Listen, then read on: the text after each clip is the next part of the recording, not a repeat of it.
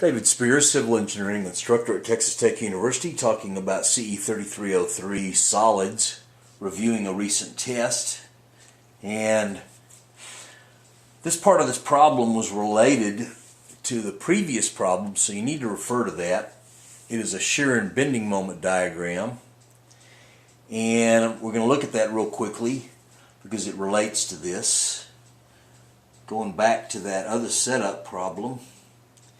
Here's the shear and bending moment and the beam on which this whole thing is developed. And what we're trying to find for this problem is internal forces at point C, kind of right there in the middle or close to the middle. And we have a beam loaded like this, and we want to draw a free body diagram and figure out those internal forces. So I'm just going to assume that you've looked at that other problem first, and now we're going to draw a free body diagram. Okay, so you need to look at that or this ain't going to make any sense. Okay, what I've got here at the left end, I'm talking about a point C that is 13 feet from the left end. So that's where I'm making my cut. And to draw a free body diagram, I need to put all the forces, external and internal, on there. So starting off the left end, I had 57 kip-foot moment. Then I had a reaction at A, a 0.5 feet to the right of the end. I had a reaction here of 3 kips vertical. And I had a reaction of 12 kips to the left in the X direction. And that was a distance of 5 feet.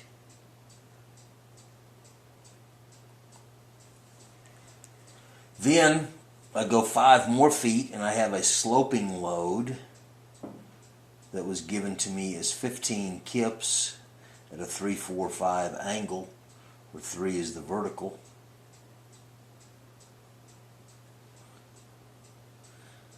Therefore, what I have there in red is 9 kips up,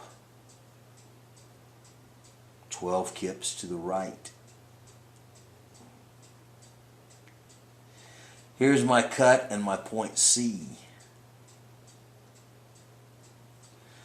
So for equilibrium, I've got to have internal forces there. And they are, according to our sign convention, shear is down. It's a Y force in this orientation. Normal, we always assume away from the cut in that direction. And then our positive moment by our sign convention creates compression on the top, cupping, holding water, makes it smile. So all these are at point C by my sign convention. So I'm asked for all 3 of them. The normal force is an X force, so let's do a sum of the forces in the X direction. Positive being to the right.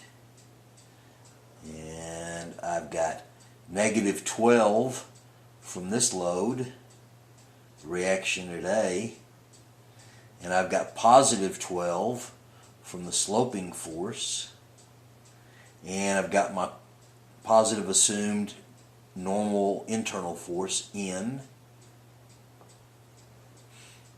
That's supposed to be a positive, and this is also N. Well, I've got negative 12 plus 12, therefore N is equal to 0. And all the normal force, or the X force, is taken care of by the support at A. It's 12 kips here, and the externally applied load. So N is 0 at this point. Some of the forces in the Y is 0. Positive is up. For this calculation, I start off on the left, towards the left. First one I have is really this 3 kips a day, plus the 9 kips due to the vertical component of the applied external load, sloping. And then I have negative VC. By my sign convention, it goes down. Therefore, V is equal to positive 12 kips. And I was asked for magnitude and sign, not direction. We're talking about internal forces, and we're using our sign convention. So what's down on the right end of a beam is up on the left end of a beam for shear. So that's why I wanted it that way, is positive 12 kips. And then my moment is a simple calculation, taking moments about C, about the point where we've cut the beam to get internal forces. For this calculation, I'm going to assume positive is counterclockwise. And I've already assumed a positive by my sign convention moment over here, plus MC. All these are positive assumptions, so if I get a negative, I've got the opposite of whatever I assumed. I'll have a negative force.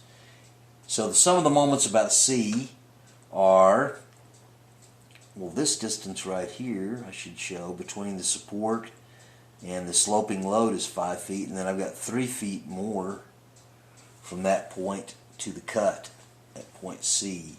So starting on the left end, I've got this negative 57, or this positive 57 by my sign convention, a concentrated moment or a couple, and then I've got this 3 kip load at A trying to rotate clockwise, so it's negative 3, and it's 8 foot away from point C.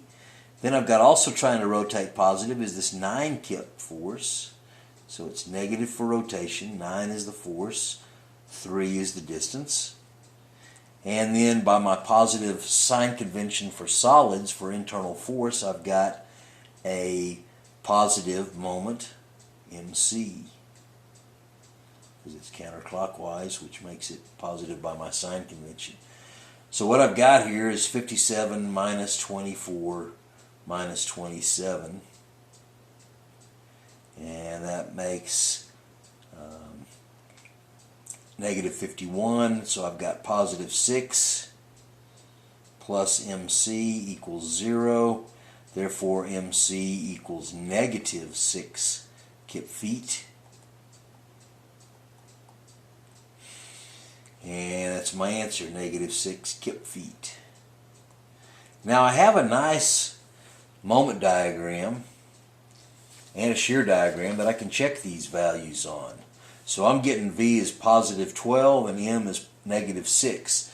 Let's go back to that shear and moment diagram because it's really convenient, nice to have that. It really was right above the problem. And sure enough, at point C, my shear does work out to be 12. Now my moment is really too close to call. It looks like it's probably negative, but I can calculate that. It is pretty close to 0. What I got was negative 6 from that problem 12. So I can verify that. I'm starting off at negative 42 right here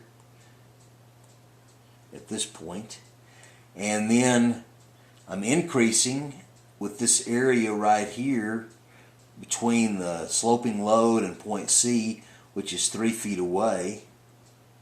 I'm increasing in moment by the area under the shear diagram. So I'm at negative 42 plus 36, which is equal to 3 times 12. Therefore, that value is exactly negative 6. Calculated both ways, so that checks.